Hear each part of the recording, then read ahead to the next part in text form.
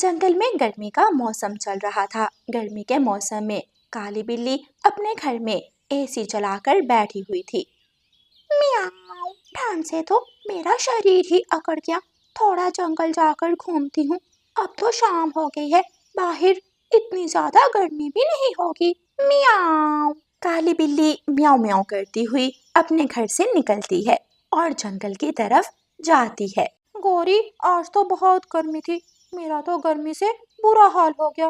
मैं दाना लेने गया। सूरज की धूप इतनी तेज थी कि मेरा सर चकरा गया। हाँ तोते, क्या बताऊं, मैंने तो दोपहर बड़े पेड़ की छांव तले गुजारी है। मेरे तो पंख चल रहे थे। देखो, मेरा रंग भी कितना काला हो गया है तेज धूप से। दूसरे पेड़ के पीछे खड़ी काली बिल्ली दोनों की बातें सुन रही थी। मियाऊं, तोते और कौवी, क्यों गर्मी में मरते हो? दोपहर गुजारने मेरे घर आ जाया करो। मेरे घर में एसी लगा हुआ है। एसी की ठंडी हवा में बैठकर जरा भी गर्मी महसूस नहीं होती। मियाऊं। चल चल काली बिल्ली, हम तुम्हारी बातों में नहीं आएंगे। हम सब जानते हैं तू धोखे से हमें साथ ले जाएगी और फिर हमारा शोरबा बनाकर पी लेगी। नहीं नहीं तोते, मैं इतनी भी बुरी नहीं हूँ कि गर्मी के सताए हुए पक्षियों को खा जाऊं। बिल्ली बिल्ली, क्या ऐसे मौसम में भी एसी की हवा ठंडी होती है? हाँ तो और क्या, कल दोपहर को आ जाना और आकर खुद देख लेना मेरे घर में। मैं तो दोपहर के वक्त कंबल लेकर बैठती हूँ। तोते और गौरी कवि से ऐसे बोलकर काली बिल्ली वहां से चली जाती है। दूसरे दिन सुबह सवेरे ही सूरज आग बरसा रहा था। चलो गौरी बहन, दाना लेने चले। आज तो सुबह सवेरे ही बहुत ज्यादा गर्मी है। दोपहर को गर्मी और भी बढ़ जाएगी। नहीं रानो चिड़िया, धूप में मेरा रंग काला हो जाता है। आज मैं दाना लेने नहीं जाऊंगी, बल्कि मैं तो काली बिल्ली के घर दोपहर गुजारने जा रही हूँ। क्या क्या कहा गौरी? क्या तुम काली बिल्ली के घर जा रही हो?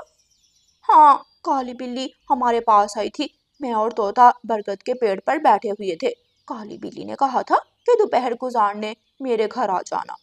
गौरी, भूल कर भी काली बिल्ली के घर मत जाना। ऐसा ना हो कि काली बिल्ली तुम्हें खा जाए। नहीं चिड़िया, मुझे उसकी बातों में विश्वास लग रहा था। मैं तो जाऊंगी और एसी की ठंडी हवाओं का मजा लूंगी। रानो चिड़िया अपना दाना लेने चली जाती है और गौरी कवि काली बिल्ली के घर की तरफ चलती है। रास्ते में तोता गौरी कवि को रोकता है और उसे काली बिल्ली के घर की तरफ जाने से मना करता है। मत जाओ गौरी, मत जाओ। मुझे अच्छी तरह याद है जब काली बिल्ली ने मेरी माँ की दावत की थी और जब मेरी माँ उसके घर दावत खाने गई तो काली बिल्ली ने मेरी माँ को ही खा लिया था। वो पुराना वक्त था तोते। उस वक्त काली बिल्ली जवान थी। अब काली बिल्ली बूढ़ी हो गई है। अब वो मांस नहीं खाती। डरने की कोई जरूरत नहीं, मैं तो जा रही। गौरी कवि किसी की नहीं मानती और काली बिल्ली के घर चली जाती है। काली बिल्ली एसी चलाकर अपने घर में बैठी हुई थी। दरवाजे पर दस्तक होती है। कौन है? मियाऊं। काली बिल्ली, मैं हूँ गौरी कवि। जल्दी से दरवाजा खोलो, बाहर बहुत गर्मी है। मैं एसी की ठंडी हवा में बैठने आई हूँ। आ गई काली कवि आ गई। लगता है काली कवि मेरे जाल में फंस जाएगी। मियाऊं। काली बिल्ली जल्दी से दरवाजा खोलती है और गौरी कवि को अपने घर में ले आती है। सच में काली बिल्ली, सच में यहाँ तो बहुत ठंड है। ऐसे लग रहा है जैसे मैं ठंड वाले जंगल में आ गई हूँ। गौरी कवि, तुम बहुत बहादुर हो, वरना दूसरे पक्षी तो मुझसे बहुत ज्यादा डरते हैं। आओ आओ बैठो, आराम करो। लो, ये कंबल ओढ़कर बैठ जाओ। मियाऊं। गौरी कवि कंबल लेती है और काली बिल्ली के पास बैठ जाती है। रसोई में दूध भी पड़ा है और चाय की पत्ती भी। अगर चाय पीने को दिल करे तो चाय बना लेना। नहीं नहीं काली बिल्ली, अभी मेरा चाय पीने को दिल नहीं कर रहा। मैं तो सोने लगी हूँ। सारी रात भी गर्मी की वजह से नींद नहीं आई। गौरी कवि सो जाती है। इसे आज नहीं खाऊंगी, बल्कि मैं इसके साथ साथ इसकी सहेली पिंकी को भी खाऊंगी। मियाऊं। रानो चिड़िया, तोता, कबूतर और बुलबुल सभी अपना दाना इकट्ठा करते हैं और दोपहर गुजारने बड़े पेड़ के नीचे जाकर बैठ जाते हैं। जब वो काली बिल्ली गोरी कवि को खाएगी ना, तो फिर गोरी को पता चलेगा। गोरी कवि हमेशा जिद करती है, वो किसी की बात नहीं मानती, हमेशा अपनी मर्जी करती है। मैंने तो उसे काली बिल्ली के घर जाने से मना किया था, लेकिन वो चली गई।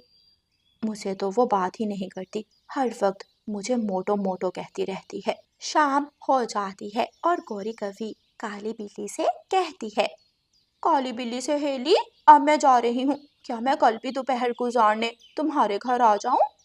हाँ हाँ, क्यों नहीं, मियाऊं मियाऊं, तुम जरूर आ जाना। बल्कि गौरी, तुम ऐसे करना, अपनी सहेली पिंकी को भी अपने साथ ले आना। तुम दोनों सहेलियां बैठकर बातें करना और मैं तुम्हें दाल चावल बनाकर खिलाऊंगी। मियाऊं। अच्छा, फिर तो बहुत मजा आएगा। जरूर, मैं अपनी सहेली पिंकी को कल जरूर ले आऊंगी। फिर गौरी कवि वहां से चली जाती है। सभी पक्षी गौरी कवि को सुरक्षित आता हुआ देखकर हैरान हो जाते हैं। गौरी, क्या काली बिल्ली ने तुझे कुछ भी नहीं कहा? मुझे तो विश्वास नहीं हो रहा, क्या तू सच में सुरक्षित लौट कर आ गई है? काली बिल्ली तो बहुत अच्छी है, उसने मुझे चाय भी बनाकर पिलाई। और हाँ, कल मैं अपनी सहेली पिंकी को भी साथ लेकर जाऊंगी। हम दोनों सहेलियां गपशप करेंगी और काली बिल्ली हमारे लिए दाल चावल बनाएगी। गौरी कवि चिड़िया से ऐसे कहती है और अपने घर चली जाती। घर में तो बहुत गर्मी है, काश मैं रात भी काली बिल्ली के घर ही गुजार सकती। गोरी, मत जाना, कल काली बिल्ली के घर मत जाना। शायद आज काली बिल्ली का पेट भरा हुआ होगा, उसने कोई मोटा ताजा चूहा खा लिया होगा जो तू सुरक्षित लौट कर आ गई, वरना काली बिल्ली तुझे भून कर खा जाती। जल गया ना मेरी और काली बिल्ली की दोस्ती से। तुम चिंता ना करो, काली बिल्ली मुझे कुछ भी नहीं कहेगी। अब तो मैं हर रोज काली बिल्ली के घर दोपहर गुजारने जाया करूंगी। चल पिंकी, आज मैं तुझे अपनी सहेली से मिलवाती हूँ। लेकिन पहले बताओ, कहाँ जाना है गौरी? ये तो सरप्राइज है, जाकर ही पता चलेगा। देखना तुम्हारी सहेली गौरी की कितनी दूर दूर तक दोस्ती है। क्या मुझे वहाँ कुछ खाने को भी मिलेगा? हाँ हाँ, मेरी सहेली हम दोनों को दाल चावल बनाकर खिलाएगी। गौरी कवि की सहेली पिंकी भी गौरी कवि की तरह लालची थी। वो गौरी कवि के साथ उड़ती है और गौरी कवि अपनी सहेली पिंकी को साथ लेकर काली बिल्ली के घर की तरफ चली जाती है। ऐसे ही चल रहा था। गौरी कवि पिंकी को लेकर एक तरफ बैठ जाती है। काली बिल्ली रसोई में थी। सहेली सहेली, आओ आओ, देखो मेरी सहेली पिंकी तुमसे मिलने आई है। जैसे ही काली बिल्ली म्याऊं म्याऊं करती हुई रसोई से आती है, पिंकी तो बहुत ज्यादा डर जाती है। गौरी गौरी, ये तुम मुझे कहाँ ले आई हो? ये तो काली बिल्ली का घर है। म्याऊं म्याऊं। डरने की कोई जरूरत नहीं, तुम गौरी की सहेली हो, इसलिए तुम मेरी भी सहेली हुई। म्याऊं। ये लो कंबल, कंबल लेकर दोनों सहेलियां गपशप करो और मैं तुम्हारे लिए दाल चावल बनाने का बंदोबस्त करती हूँ। गौरी, मैं अभी दुकान से चावल लेकर आती हूँ। म्याऊं। ठीक है काली बिल्ली, जल्दी आना, मुझे बहुत भूख लगी हुई है। गौरी कवि अपने घर से निकलती है और थोड़ी दूर अपनी सहेली मानो बिल्ली के पास जाती है। मानो मानो, आ जाओ आ जाओ, दोनों मिलकर पार्टी करेंगे। आज तो मैंने दो दो कवियां पकड़ी हैं। मियाओ। ये सुनकर काली बिल्ली की सहेली मानो तो नाचने लगती है।